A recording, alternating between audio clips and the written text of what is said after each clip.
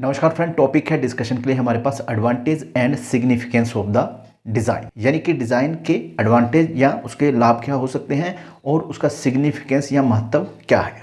तो सबसे पहले देखते हैं एडवांटेज ऑफ डिज़ाइन।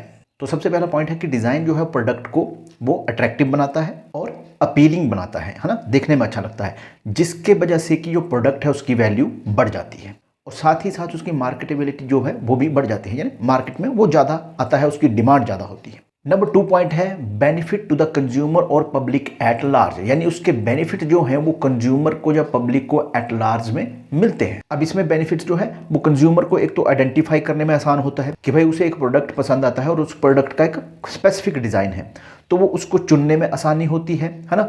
और जो कंपनी है वो भी ध्यान रखती है कि भाई ये जो मार्केट में बिक रहा है तो मैं इस प्रोडक्ट की क्वालिटी का भी ध्यान रखूं, सिर्फ डिज़ाइन से काम नहीं चलता है, तो उसकी क्वालिटी भी होती है, तो वो क्वालिटी मेंटेन करते हैं और कंज्यूमर को उसको आइडेंटिफाई करने में आसानी होती है। नंबर 3 पॉइंट है कि ये इंश्योर करता है कि जो भी इन्वेस्ट किया है, जिसने भी वो डिज़ाइन बनाया है, जिसने वो प्रोडक्ट बनाया है, उसको एक अच्छा रिटर्न मिले, है ना। जैसे कि मैंने कहा कि प्रोडक्ट में डिज़ाइन होगा वो अट्रैक्ट करेगा पर्सन को, और अगर उसकी क्वालिटी भी अच्छी हुई तब तो ये आइसिंग द केक, यानी सोने पे सुहागे वाली बात हो जाती है कि भाई प्रोडक्ट भी अच्छा है, डिज़ाइनिंग भी अच्छी है, तो दोनों तरीके से वो चीज़ जो है परफेक्ट हो जाती है। इसकी वजह से कि जो मैन्युफैक्चरर है उसको ज़्यादा रिटर्न मिलेगा, क्योंकि उसने दोनों मानदंड जो है उनको सही तरीके से मैच किया है पब्लिक की एक्सपेक्टेशन के साथ। नंबर 4 पॉइंट है कि अगर डिज़ाइन रजिस्टर्ड हो जाता है तो उस पर एकाधिकार या उसकी मोनोपोली जो है वो हो जाती है उस पर्सन की, जो भी वो प्रोड्यूस करता है उस प्रोडक्ट को, और उसे भी बेनिफिट रहता है, जिससे कि मार्केट में एक अच्छा कंपटीशन होता है। एक आदमी अपना प्रोडक्ट को अच्छी तरह से डिज़ाइन करता है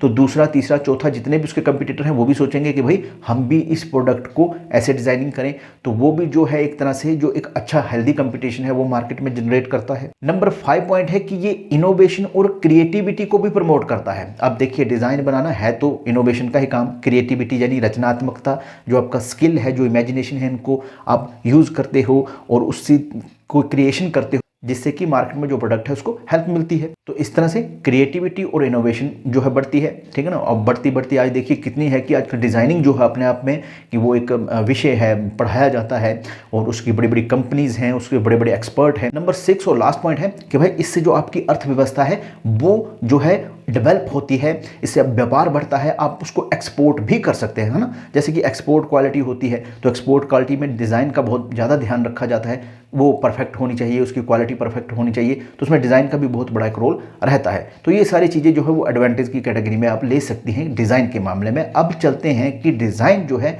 उसकी जो है वो सिग्निफिकेंस क्या है। सबसे पहले अपील्स टू द प्रोडक्ट, यानी जो डिज़ाइन है वो देखते ही फर्स्ट इंप्रेशन में ही जो एक कंज्यूमर है उसको अट्रैक्ट करे, लोगों को अट्रैक्ट करे, और ये उसकी सिग्निफिकेंस होती है किसी अच्छे जो एक डिज़ाइन होता है उसकी।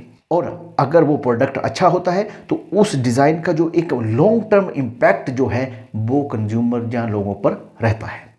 और एक डिज़ाइन जो है वो कमर्शियल वायबिलिटी भी बनाता है, जैसे कि मैंने पहले भी कहा कि भाई इससे क्या है, आपका व्यापार बढ़ेगा, आपकी जो रीच है वो बढ़ेगी, आपका कंज्यूमर जो है ज़्यादा अट्रैक्ट होगा आपकी तरफ। और इस इंडस्ट्रियल डिज़ाइन की वजह से जब वो रजिस्ट्रेशन हो जाता है तो वो जो एक एस्थेटिक, जो भी आपने ऑर्नामेंटल सजावट का जो भी काम आपने मेहनत की है उस पर, वो भी सेव हो जाती है, दूसरा आदमी उसको कॉपी नहीं कर सकता। यानी कि यहाँ पर आपका एक एक्सक्लूसिव राइट जो है वो जनरेट हो जाता है डिज़ाइन का, जो भी उसका ओनर होगा, और इसके साथ ही कोई थर्ड पार्टी जो है बिना आपकी परमिशन के उसकी इमिटेशन, कॉपिंग वगैरह नहीं कर सकती। और अगर थर्ड पार्टी ऐसा करना चाहती है तो उसको या तो डिज़ाइन आपसे खरीदना पड़ेगा या फिर उसकी एक रॉयल्टी होती है वो आपको देनी पड़ेगी। और लास्ट में जो आर्थिक तरक्की है, जो इकोनॉमिक डेवलपमेंट है, वो भी इसकी एक सिग्निफिकेंस है। और इंडस्ट्रियल एरिना या जो क्षेत्र है इंडस्ट्री का, उसमें ये क्रिएटिविटी को भी बढ़ावा देता है, जो कि मैं पहले भी कह चुका हूँ। तो ये भी इसकी एक विशेषता है।